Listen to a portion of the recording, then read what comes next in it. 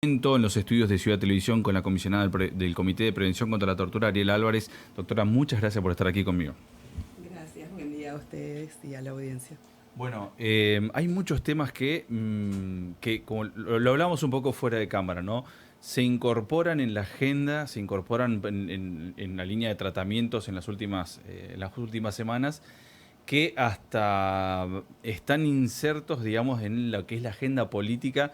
Va a ser un año complejo para el comité y para los distintos organismos que de alguna manera están acompañando a las personas que están privadas de su libertad y la situación en las que estamos viviendo. Parto por uno de los temas que lo comentaba antes fuera de cámara con usted, que tiene que ver con ahora la intención de la limitación del uso de teléfonos celulares y también de Internet en las penitenciarías, en las unidades penitenciarias. Bueno, ahí hago una ampliación, digamos. Bien. Yo creo que hay una tendencia de época que incluso va más allá de las fronteras de las provincias o de los países, que tiene que ver con una regresión que ya preocupa, digamos. Yo diría que me animaría a decir hasta a nivel mundial o de grandes centros, digamos, de retracción de los derechos humanos o de esta perspectiva que venimos trayendo desde los horrores, cuando fuimos socialmente capaces de reflexionar de los horrores de la guerra y de las atrocidades que cometían los propios estados, ¿no? Porque son los estados los que violan los derechos humanos. Así que, bueno, en ese clima de época estamos, y sí coincido en que se vienen tiempos difíciles, donde además estos temas que tienen una profunda raíz ideológica, digamos, de concepción ideológica, algunas pueden ser ideológicas partidarias o de sectores, y otras tienen que ver con la concepción de qué somos los seres humanos, cómo no, o sea, son filosóficas. Entonces es muy difícil cuando se juntan, cuando van a ser atravesadas por las cuestiones políticas y cuando van a tener un impacto directo en la vida hoy de las personas, como bien decías, en este caso de las personas privadas de libertad, por ejemplo, en relación a la ley del año pasado que limita el uso de la telefonía celular, ¿sí?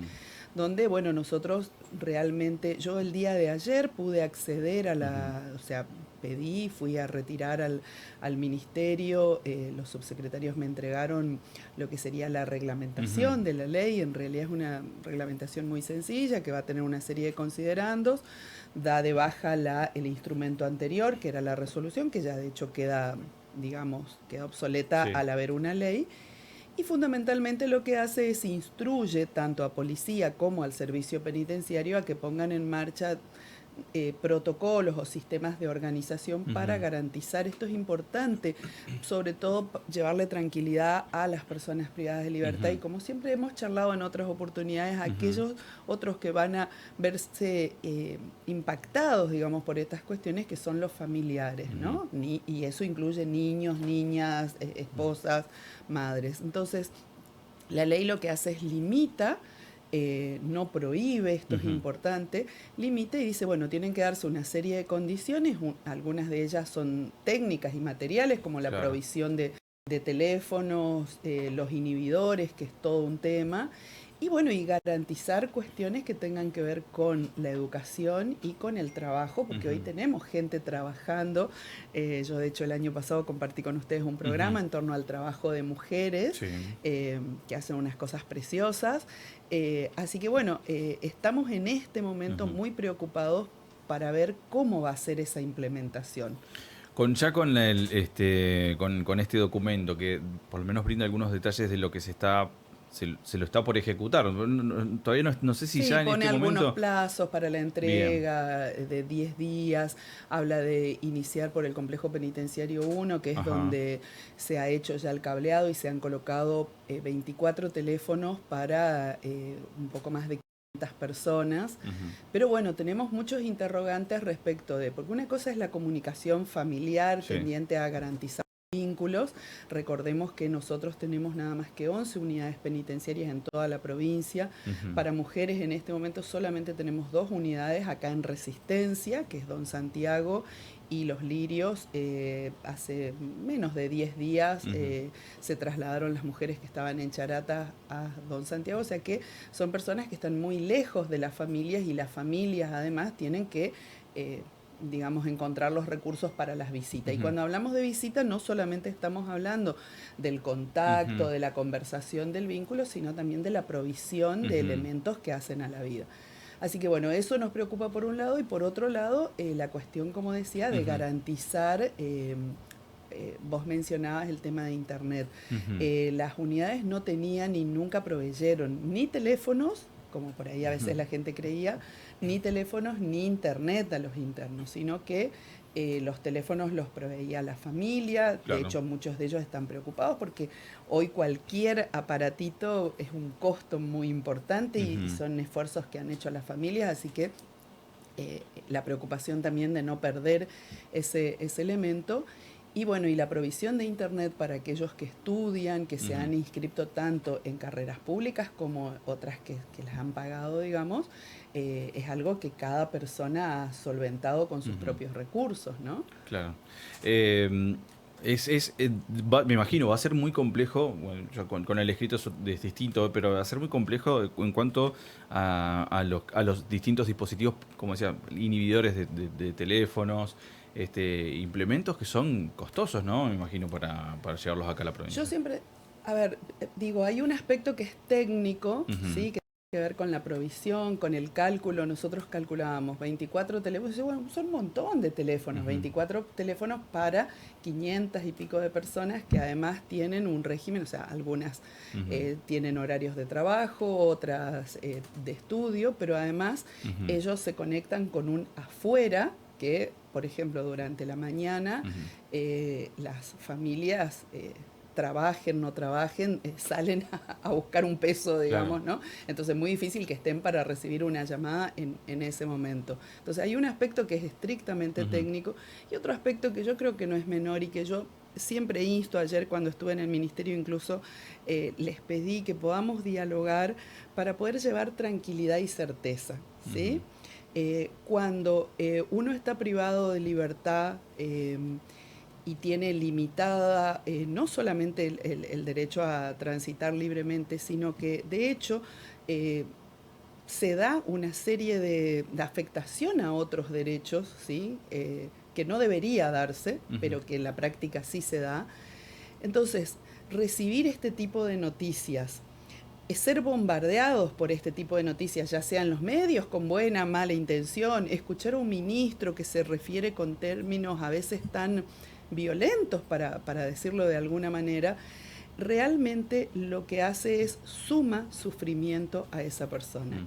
Y las personas privadas de libertad, aquellas que ya están condenadas, digamos, ya tienen una pena y esa pena no tiene que tener otro, o sea, no se le puede cargar a esa pena otro tipo de sufrimiento.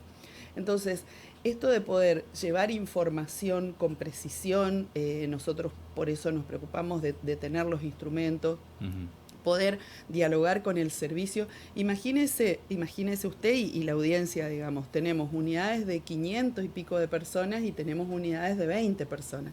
Entonces, la realidad de cómo se va a tramitar eso va a ser muy distinta y va a requerir de mucho diálogo, de mucha mesura, de mucha consideración. Yo decía, hay algunas contradicciones. Desde el año pasado, por ejemplo, el subsecretario de Derechos Humanos, Hugo Maldonado, ha tomado, digamos, ha llevado adelante con mucha fuerza una campaña para el acceso de las personas privadas de libertad a la formación universitaria, a través de la Facultad de Artes y Diseño. Y bueno, ¿eso cómo va a quedar?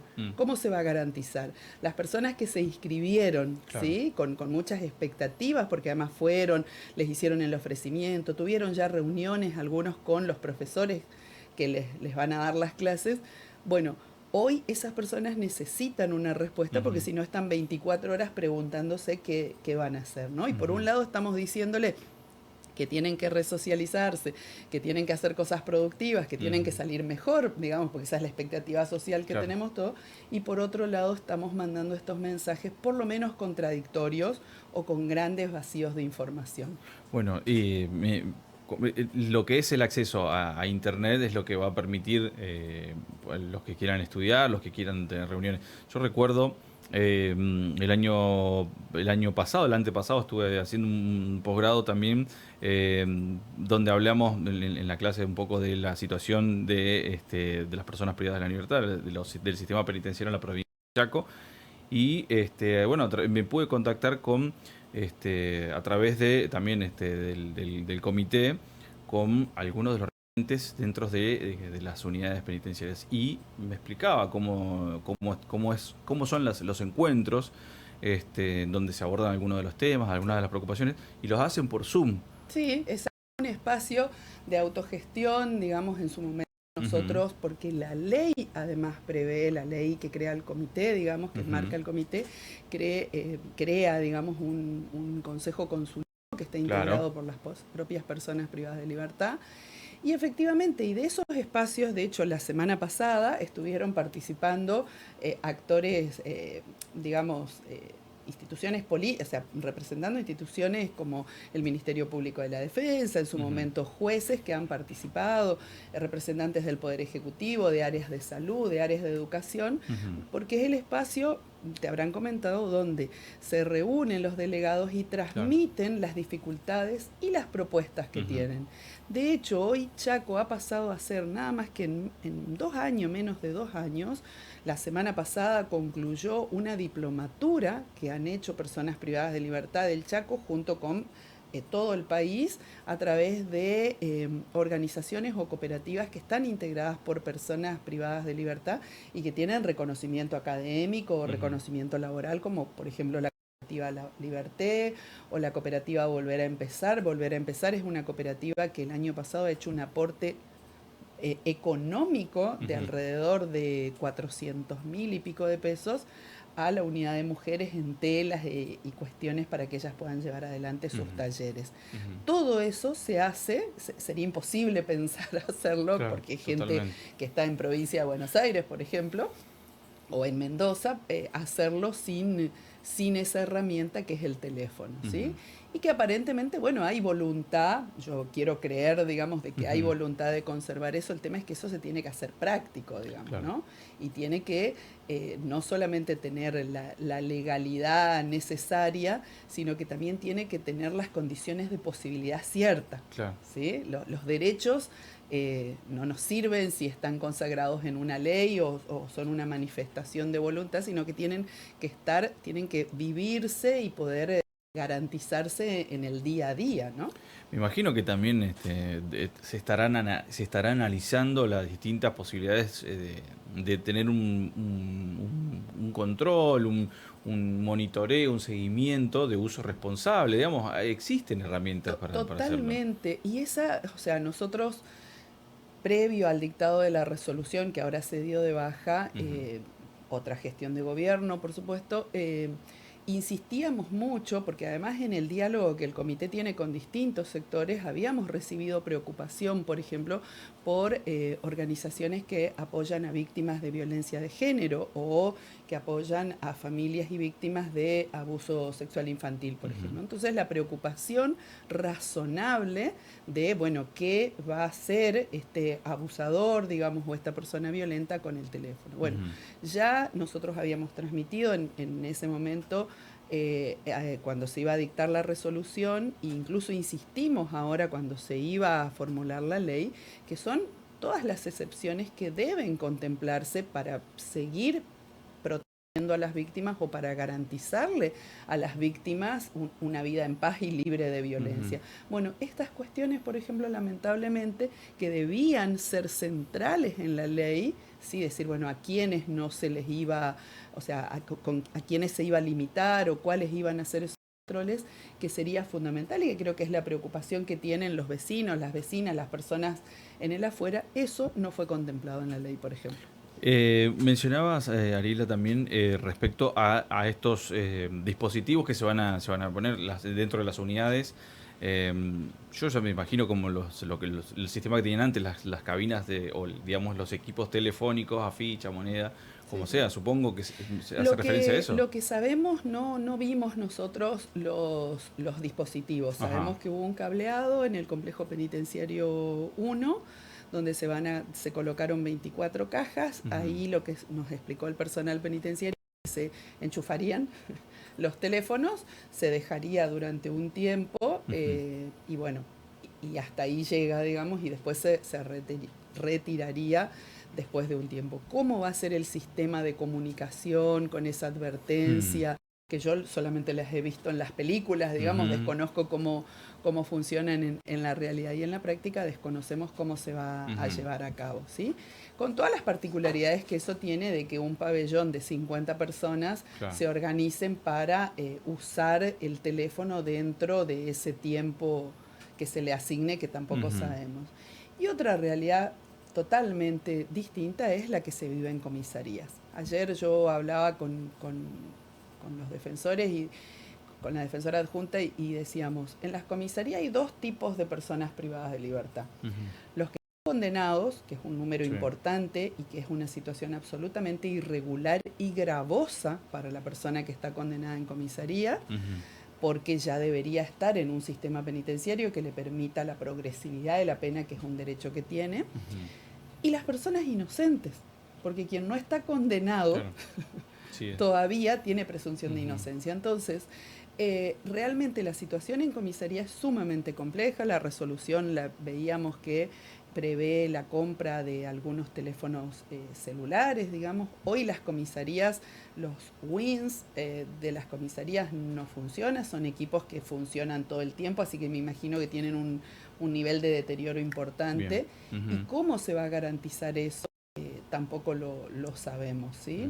Con todo lo que conlleva, y yo lo tengo que decir, aunque suene duro y difícil, con todo lo que conlleva, incluso con riesgo de corrupción en cuanto a la venta de telefonía ilegal, la venta de mirar para otro lado, digamos, que esto hay que decirlo, las propias autoridades reconocen, así como también nos preocupa la cuestión, por ejemplo, de los consumos problemáticos, que también hablábamos, tanto de cómo acceden las drogas a las unidades penitenciarias, que se supone que están custodiadas y que las personas son requisadas y que es imposible que yo entre un elemento, no es imposible, pero hay mayores limitaciones.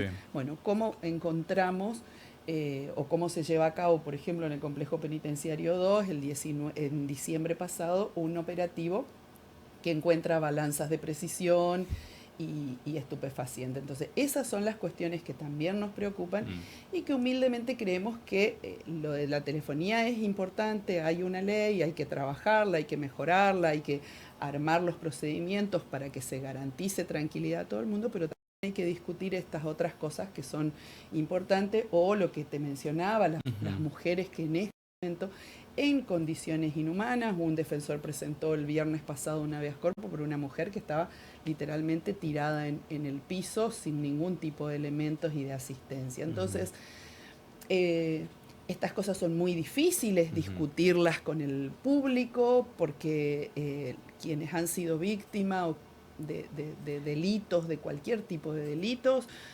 siempre tienen esta sensación de enojo y de que quiero que a mi victimario le pase lo peor.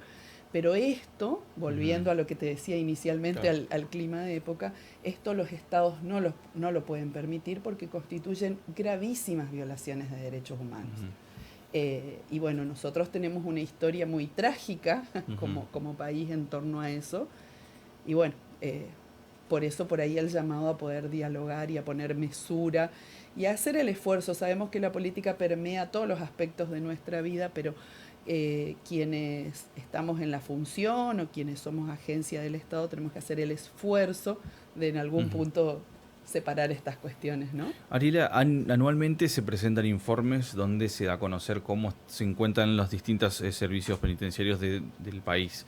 Se hace seguimiento de cómo está la población, en este caso superpoblación que hay en distintas provincias. ¿Cómo está hoy el Chaco? Bueno, el Chaco tiene el gravísimo problema es que la mitad de las personas privadas de libertad de toda la provincia se encuentran en el ámbito de las comisarías, lo que constituye una situación absolutamente irregular por la falta de condiciones que van desde las condiciones materiales, la sobrepoblación. Comisarías, ayer relevábamos una comisaría con un cupo de para 20 personas y con 48 personas alojadas. Entonces, esta es la realidad de Chaco en cuanto a las condiciones, además de la falta de tratamiento, además de la falta de poder acceder, las limitaciones para acceder al régimen anticipado de la pena y todo lo que eso supone.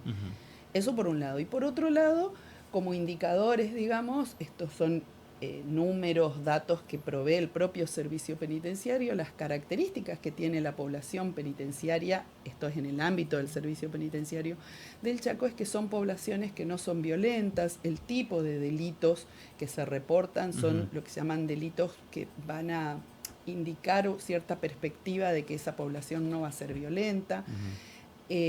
Cuando nosotros escuchamos que esta medida de los teléfonos tiene que ver con impedir que se lleven a cabo delitos como estafa, amenazas, extorsión, hasta hoy en día nadie nos ha dado un dato, ¿sí?, que pruebe esta situación.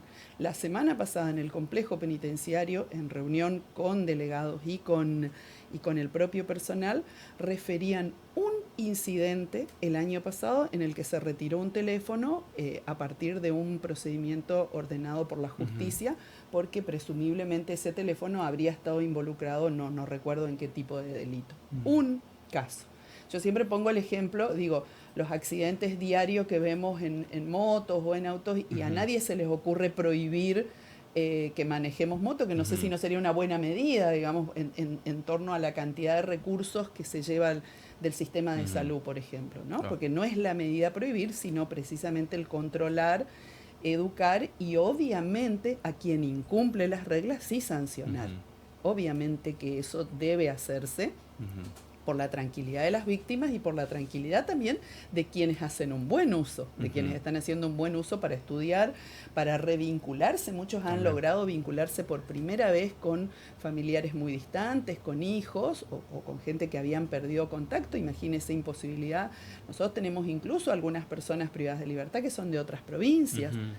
Entonces, esos son los datos y está muy bien esto, es decir, nosotros, las políticas públicas tienen que hacerse en base a evidencia, en base a datos, ¿sí? Si yo digo, bueno, yo tengo esta cantidad de personas privadas de libertad, tengo que pensar qué cantidad de plazas necesito, qué cantidad de alimentación, qué cantidad de profesionales, porque esto no es arrumbar gente.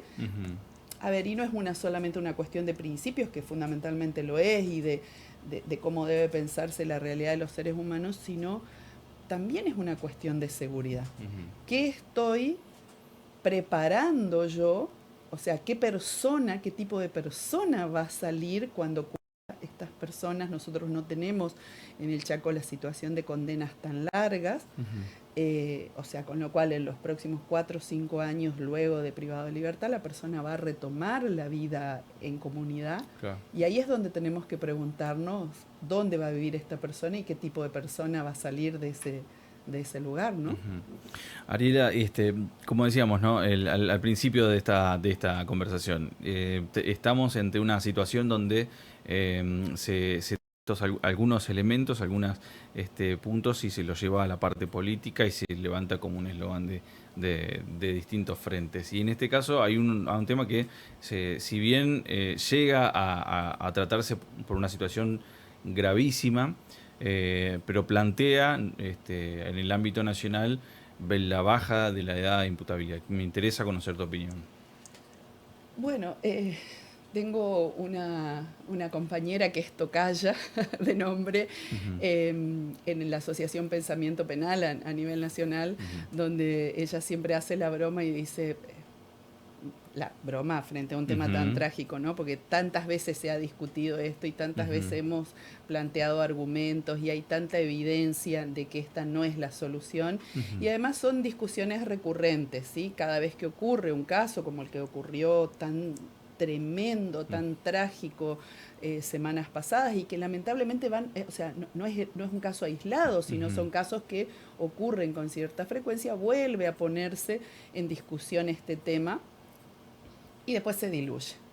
Y lo cierto es que no se va ni en un sentido ni en otro, ¿sí? Porque hay evidencia sobrada de que no es la solución, ¿sí? Porque un niño de o sea, a un niño de 13, 14, 11, 15 años yo no lo, o sea, no tiene reconocimiento cabal de la ley, por lo tanto no va a temer, digamos, no voy a desalentar el, la comisión de un delito porque no tiene la conciencia de, no, acá dice en la ley que no lo tengo que hacer, no lo voy a hacer, ¿sí?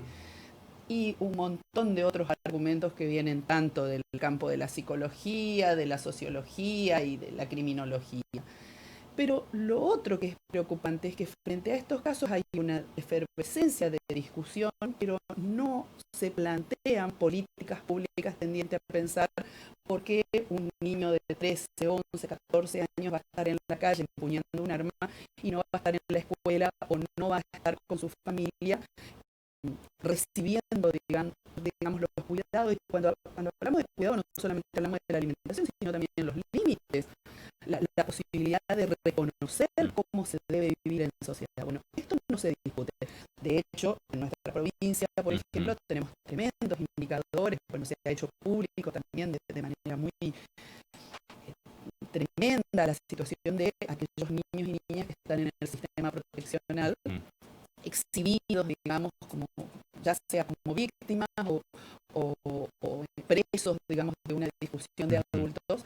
Así que bueno, obviamente que nuestra posición es de oponernos, a la vasca por la vasca, pero sí a poder discutir cuál hace años que no se discute la situación de tanto niños como adolescentes en contacto con el sistema penal. Y esta es una realidad, porque lo vemos.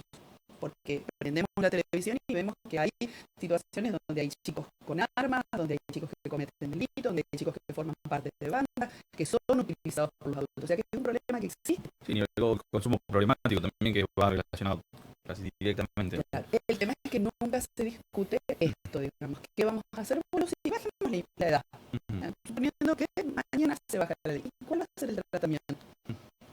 ¿Cuál va a ser el tratamiento? Porque sabemos que con encerrar a un chico, además, que, o sea, nuestro país ya tiene una sanción, por ejemplo, porque a los niños y adolescentes no se les puede poner pena perpetua, digamos. Entonces, ¿qué vamos a hacer? ¿A dónde los vamos a poner? Ni hablar, habría que pensarlo nomás, ¿no? Decir, bueno, construir módulos para niños, claro, cuando hay ya una imposibilidad, cuando hay una imposibilidad severa de poder atender a las 1000 y pico de personas que hoy están por fuera del sistema, como yo le decía, que están alojadas en comisaría.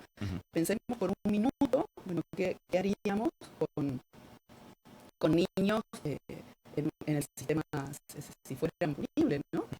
Ariela, muchísimas gracias por estar aquí nuevamente, conversar algunos de estos temas que, como decíamos, están hoy